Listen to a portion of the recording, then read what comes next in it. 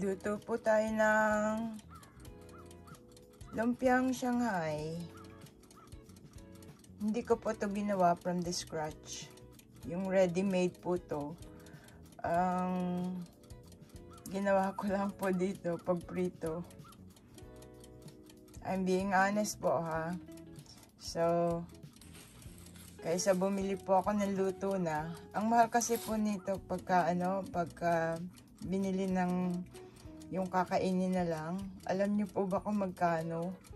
Yung 4 na piraso nasa $6.